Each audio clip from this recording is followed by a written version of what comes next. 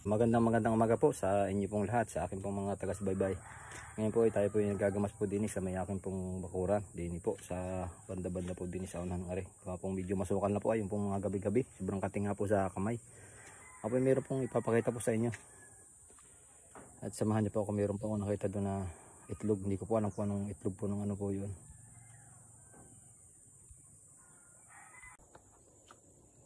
Ayan po, tingnan po natin yung itlog. Ako po yung nagagamas. Nakita ko po din Ayan po, may nagamas na po tayo. Ayan.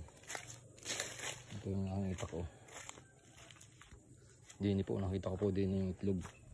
Hindi ko alam kung anong itlog ari. Ari po. Ayan, yung itlog na yan. Itlog po kaya ng ano ito.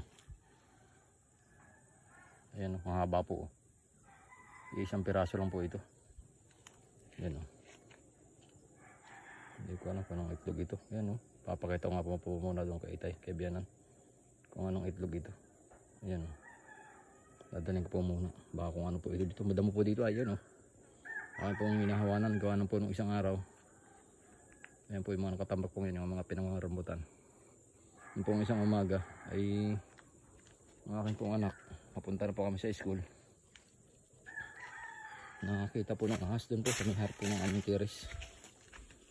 Linis-linis lang po din sa may harapan namin. Ewan kung bakit doon may ahas po doon. Pakita ko po sa inyo kung saan po.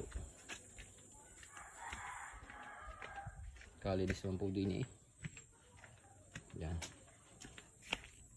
Yan po. Yan. Pero itong ano po, itong kay Kulapi. Yan, dito po nyo nakita Yan, dito po. Yan.